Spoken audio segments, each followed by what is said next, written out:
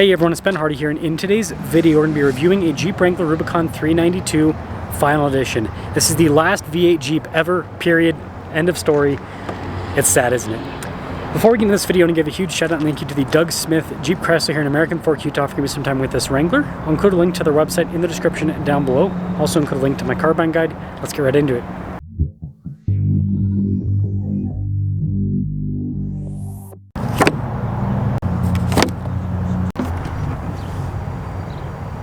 So powering this is a naturally aspirated 6.4 liter Hemi V8 that goes through an 8-speed automatic transmission.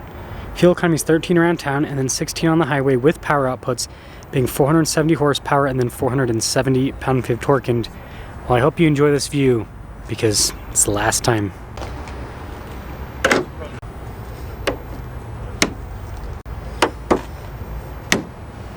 Before we move forward with this review, I do want to mention, if you want to see more videos just like this, then I recommend you subscribe because I post content every single day. So starting with the hood, you've got this special decal here in the center. Pretty cool, the overall design. Of course, got the 392 badges on either side. You got the Hydro Guide there in the center, and then Rubicon, again with that kind of like bronze accenting. And then you can see here with the upgraded headlights you get with the 392, you got the new grille here that they've released for the 24 model year. So little turn signal lights there on the side. And then you've got the cool hoops. So basically the same setup on the 20th anniversary edition. So the recovery points on the other side.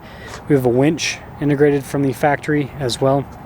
Got the fog lights here, and then of course upgraded bumper. All ready for off-roading.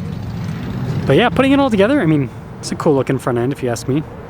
Now on the side here, our tire wheel setup is 315 by 70 by 17 in the front and over in the rear. So 35s standard on the 392. And then this is really cool with the wheels. Again, you got the bronze. So I like this style personally better than the stock style, I guess you could say, the normal style on the 24 392s, because they've got like some silver on those wheels. So this being all bronze just matches the theme a little bit better. Of course, got the fender flare extensions. Final Edition badge. You can see trail rated there, and then the Jeep badge down below, and then rock rail protection, which is pretty cool. And yeah, this one finished in Earl Grey. I think it's pretty sweet looking. Look at that. Now when it comes to the key fob, there's nothing too crazy. You got the Jeep logo, lock and unlock, remote start, flip out key, so it's pretty much just normal Wrangler key. And then this leads us to the tailgate, so opening that up, pretty cool. This is fun. Got the Final Edition plaque here in the back. So that's kind of exciting. Window opens up second. But yeah, this is pretty much normal. So you've got the painted cage there in the back. 4-door Wrangler. And the 392 is only ever offered in the 4-door. And closing that up. Pretty easy, just do it in sequence. Cool LED taillights. You've got the bronze recovery point. And then you can see again with the ring here on the wheel, again with the bronze. And then being a 35, you do have the reinforced tailgate setup. But, oh, also, almost forgot, still have the quad exhaust tips there at the bottom. And that's the rest of the rear. Now popping inside, the 392 gets the soft touch trim here at the top, and the bronze stitching that goes across. And then here are the seats, again more of that bronze stitching. So kind of like the original 392 versus the red that's in the regular 24s. You can see the vents here, window controls, USB ports, outlet, all of that. And then you can see the top insulation there. But still have the fun Wrangler door sound. Love that. And then take a look at the front door panel. Same thing with the soft touch here and then the bronze stitching. Blind spot running with the mirrors. And then payload capacity is 850, just like a regular Wrangler. See here with the seat, it says Rubicon 392 on it. Doesn't say Final Edition or anything, just Rubicon 392. But yeah, you've got the new leather seats, so the same texture as the red seats. The new texture, I guess we should say. But bronze stitching, power adjustable. Got all of our light controls right here. That's cool, that little trim piece there. And then stitching across the dash is just black.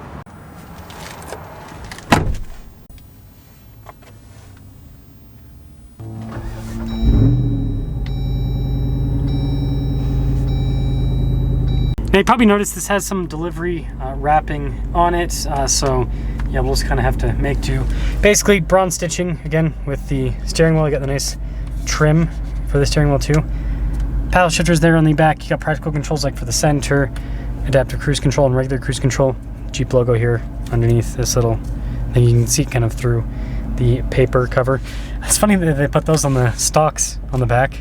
It's still got the regular cluster here, which you can use to scroll through and see different bits of info and stuff within the car. And you can also see that driveline currently in a 4-wheel high auto. Now this does come with the double camera setup here.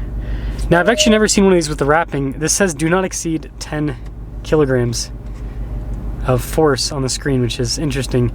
But yeah, you've got the new infotainment system, dual zone climate, heated seats, heated steering wheel. All of that functions really well. Pop over the vehicle tab, see for the cameras. And then apps, we do have the off-road pages. So this will show us what's happening with the transfer case and everything. Pitch and roll as well. Lets us know that we're at 4,500 feet elevation, so altitude, all of that. Pretty cool. And this is nice with the stitching and everything across the dash. Got the new style of grab handle. Still nothing crazy with the glove box. All of our radio controls, dual zone climate, heated seats, heated steering wheel. Got that for the exhaust to make it louder or quieter. And it's a pretty big difference. I mean, here, I'll open up the door. So listen, here's closed. Like you can hear it some. Here's open.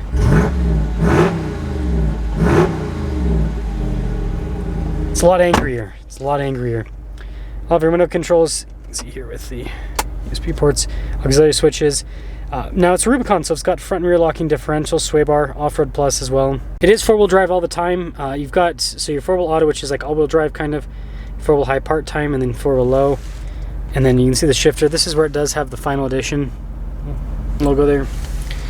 Some cup holders, parking brake, and then again more of that bronze stitching on the center console. There, pretty cool with that. Like I said, top insulation, hard top, just a regular hard top with the final edition here, and you can open that with these, pretty simple.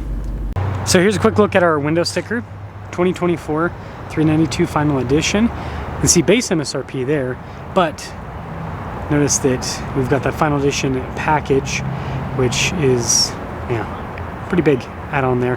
But anyways, total MSRP is $102,485 for this. And sum things up.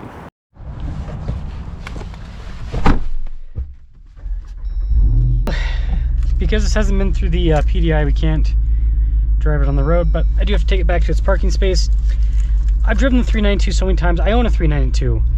So I guess I'll talk about why I'm personally not going to be purchasing one of these final editions.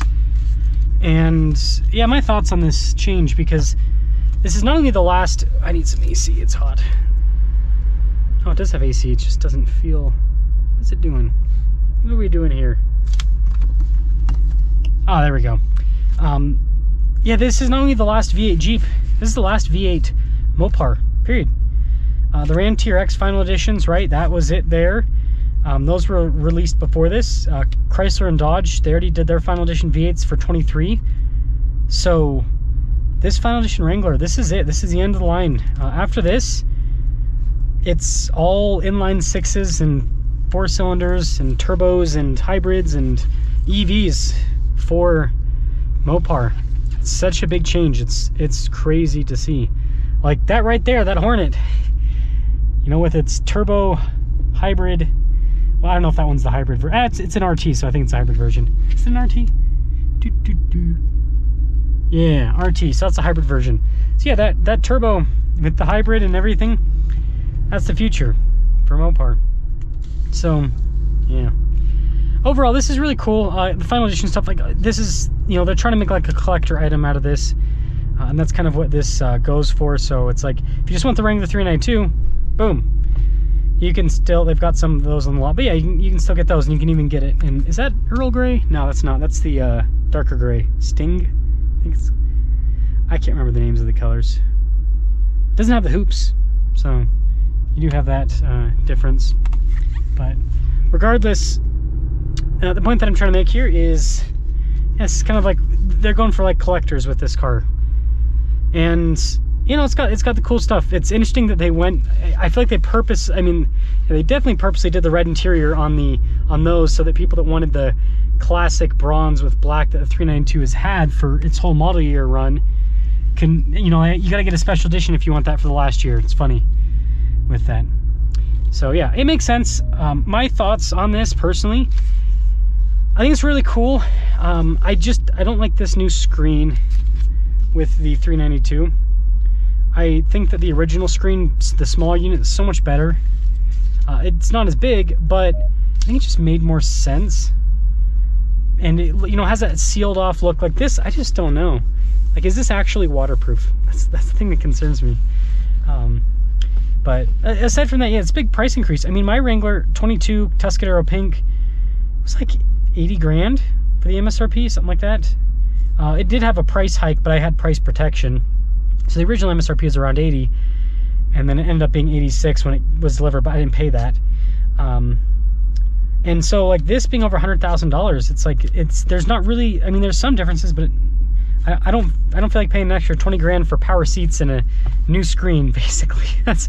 And it does have more sound insulation with this new Wrangler, so it's more refined, but I think the 392 not being refined, or mine not being as refined, is what I like that. I like the fact it's not as refined. So the things that's really charming about it.